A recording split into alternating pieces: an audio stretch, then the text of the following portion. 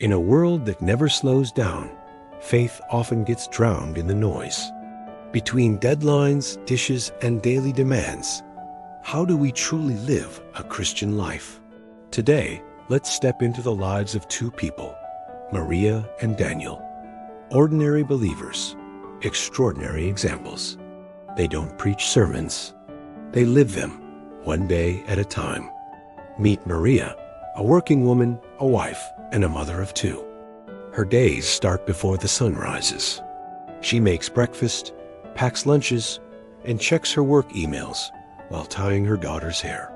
Her husband is supportive, but life feels like a constant race, a blur of responsibilities that never ends. Sometimes when the house is still quiet, she whispers, "Lord, I'm tired, but thank you for another day.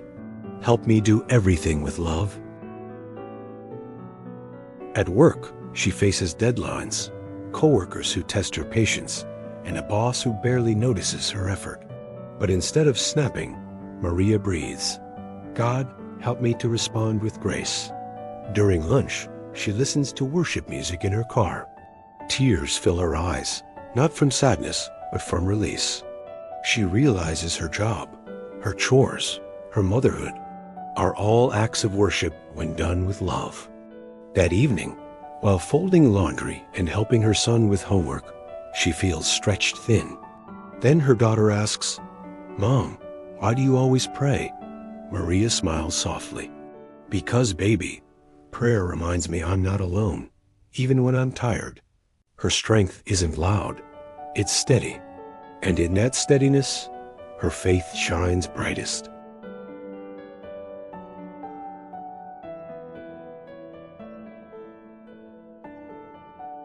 Meet Daniel, a husband, a father, and a man doing his best to provide and stay faithful. Work isn't easy. Some days, the pressure is heavy. Competition, expectations, and unspoken temptations. One day, a coworker takes credit for his project in front of the manager. Anger burns inside him.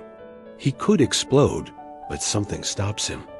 He remembers a verse his wife shared that morning. "Do everything as unto the Lord, not for men." Colossians 3:23. He takes a deep breath and calmly speaks truth, not to prove himself, but to honor God. Later, alone in his car, he prays, "Lord, help me lead with humility, not pride." That night, when his son asks for help with homework, Daniel's exhausted. But he remembers, this is his ministry too. He smiles, sits down, and listens. Being a Christian man doesn't mean being perfect.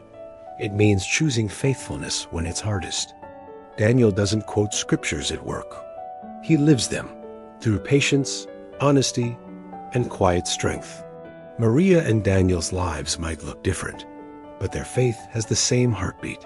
Living a Christian life isn't about preaching louder. It's about loving deeper. It's not about a perfect Sunday.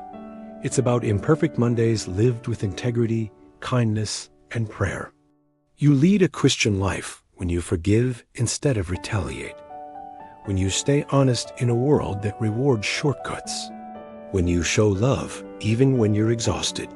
The Bible says in Matthew 5:16, "Let your light shine before others, that they may see your good deeds and glorify your Father in heaven." That light doesn't have to be bright and bold.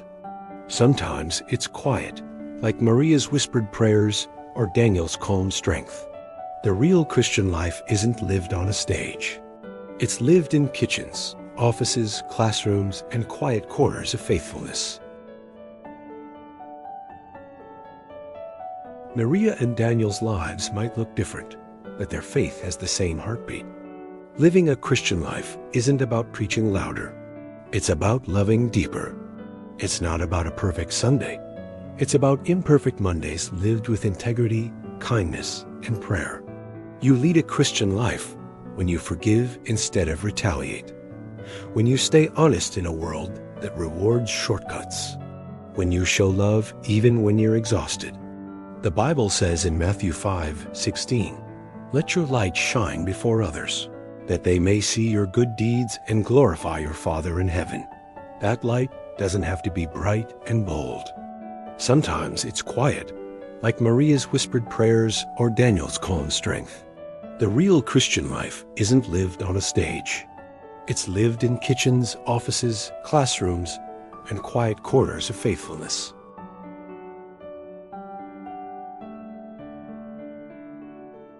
Maybe you feel like Maria, stretched thin, unseen, but still holding on.